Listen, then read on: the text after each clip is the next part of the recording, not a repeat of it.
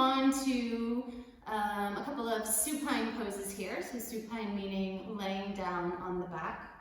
The first one is Supta, Hasta, Padangusthasana. So Supta means supine or laying down. Hasta, Padangusthasana is hand to big toe pose. So we already have done Uttita Hasta Padangusthasana, which is standing hand to big toe pose.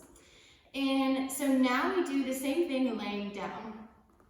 And so I like to teach this with a strap initially, every time. And then if students find that they're easily able to reach their foot while keeping optimal alignment, then they can do away with the strap. But of course, you guys know I always prefer to give the most accessible option first so that people can stop along the way rather than throwing out something that very few people will be able to do and then backing it up. So we're going to start laying all the way on the back, knees bent. And then hug the right knee in just enough that you can reach up and place the strap around the ball of the foot. Run your hands very low on the strap so that you can wrap it up around your wrists for a moment, hugging the elbows in tight. So this is just to get your proper alignment. And so if the hamstrings are really tight, I recommend keeping the sole of the left foot onto the floor. If they're more open, you can extend that leg out. But if you'll notice how there's a big sort of arch behind my left leg, that's because my hamstrings are very tight this morning, which is an indicator that the sole of the foot should stay on the floor.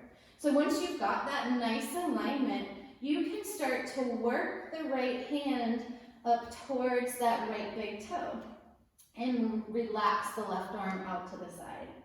So you can see that I can fairly easily reach my big toe without sort of curling up from the floor. But you will see students kind of here, the knee is bent and they're curled in. That's an indicator that it's too far and they need to keep hold of the strap so that they can keep the upper body, the neck, the shoulders relaxed.